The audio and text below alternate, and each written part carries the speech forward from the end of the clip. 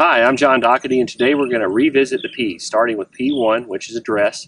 Got this stick on the ground. We're going to start with the feet, work our way up the knees and the hips, and that's a great way when you're going through a lot of swing changes to organize yourself, is just start with a component, work your way up, and it'll make life a lot easier. All right, so starting with the feet. For a full swing off the deck, I like to see the stance width, and I do it from heel to heel, about 18 inches. And then ball position for a full swing off the deck, about 6 inches inside the left heel. So you'll have 10 to 14 inches off the right heel. So ball position definitely is favoring the left side, but you got that left foot well in front of that ball so that you can get to that left foot and compress that golf ball. You don't want that ball position too far forward with an iron or too far back, because then you'll start falling back. All right, so starting with the feet. Feet can be in 3 positions. You can pinch them in, you can go vertical, and you can go flared out. I like to see a little flared out. It'll help with rotation in both directions, but too much flare starts to hurt rotation in both directions. So just a little flare, say 15 degrees in both directions with the right and left foot. Next up with the knees, there's 3 knee positions. You can pinch the knees in, you can have them over the foot or outside the foot. So I like to see the knees favor pinched in, but not too much pinched in, not to where they're locking your hips up, but just a little pinched in. This will help by keeping the weight on the inside part of that right foot going back. Moving up to the hips, it's the best seen from this view. There you can have the hip section and posterior or anterior tilt or posterior tilt. I like to keep it neutral, so you can work with getting the arching the butt back, working it under, and then finding neutral. So you'd want that spine neutral with the hips. Going up to the mid-spine area, like to see a natural curvature to the spine. So again, not in this arched position this way. This presents a real problem with the pivot. If you get into anterior tilt and turn, it'll move the hips forward in the early part of the backswing and create too much tilt with the upper body. So I like to see a neutral spine, more rounded curvature in the mid-thoracic, and then down with the cervical. So the head and the swing needs to be looking down at the golf ball, with your eye sockets directly at the ball, not looking at the golf ball, down your cheekbones like this.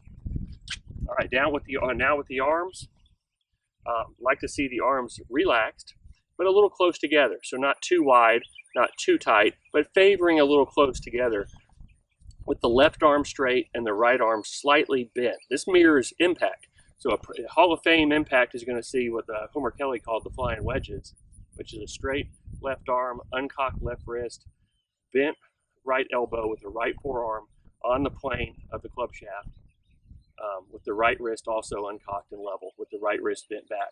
So this sort of previews where I'd like to see the arms at address. I like to look at the face-on view with the hands over the golf ball, not too far in front and not behind, but just slightly in front of the ball, with just being placed just over the ball this way. Left hand and right hand grip. You can look at the grip in 3 ways. You got the left hand, it can be palm down, vertical, or palm up. Same thing with the right hand, like dribbling a ball, shaking a hand, or asking for money. So, and they're opposite. So when the left hand's palm down this way, this is very, very strong. And when the right hand's palm down, it's very weak. So I like to see the left hand turn palm down just slightly to where the thumb of the left hand is on the right side of the grip. That's a strong position to support impact and the compression of impact. Getting the thumb on top starts to slip and makes controlling and getting that pressure on the ball a little harder, because you want the pad of the right hand pressing up against the thumb of the left hand, and that's better supported slightly to the right of the grip this way. So watch the left hand getting too palm down, but just slightly palm down with the left hand. It's going to be pretty much in the fingers, very deep in the fingers to get that palm down. So the more it's palm up this way, it starts working more in the lifeline, and the more you go palm down, if you go at mega palm down, it's really in the fingers and then grip this way. So where you put it in the fingers kind of also dictates that left hand palm down, palm up position.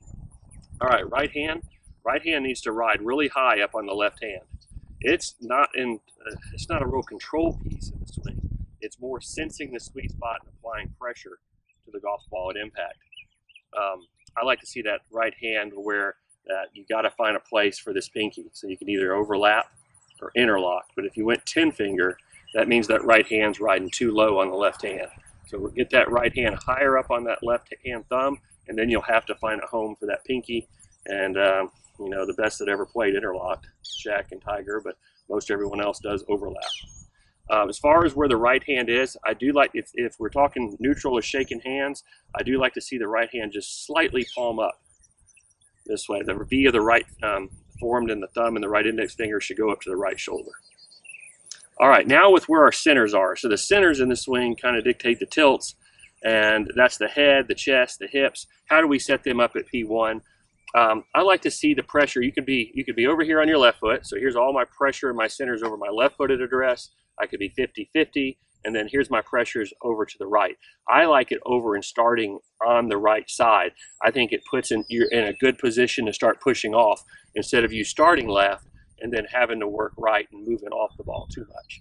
So I do like to see you favor the right side. If I usually draw a line outside the left ankle going straight up, and I like to see the left knee, left hip, left shoulder away from that left foot and more on this right side.